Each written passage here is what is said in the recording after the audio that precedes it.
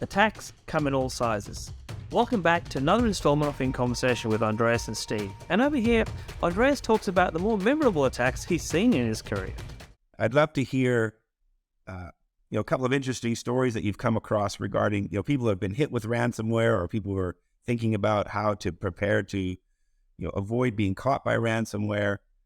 I think one of the most interesting things that I heard to give you a sense of the sophistication of these attacks. We work with lots of very large brand media companies.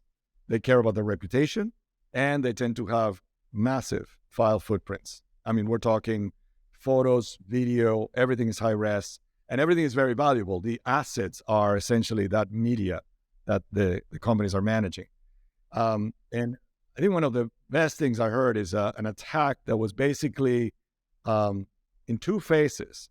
The first phase of the attack, they cracked the insurance company that had actually insured several companies, including this brand media company. They were able to actually gather the customers and the policy amounts that those customers had bought for cybersecurity.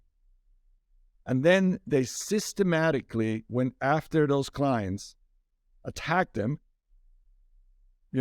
did the whole ransomware encryption thing, and asked for a ransom that was equal to the dollar, to the policy that they had. And that took months to go through this whole thing and, first penetrate the insurance company and then go after the tenants, the clients, the customers. But it's incredibly effective because they knew they were going to get their money, and they did. And, then there's the horror story of attackers that go after the backups. They make sure the backups are inaccessible, or they make sure, one of the most sophisticated ones that I saw was a client, a construction client, an engineering and construction firm that had 400 locations around the world, and all of their file servers were compromised in those locations in a distributed attack. So imagine that.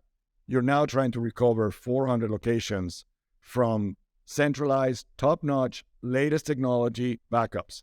It took them months to recover.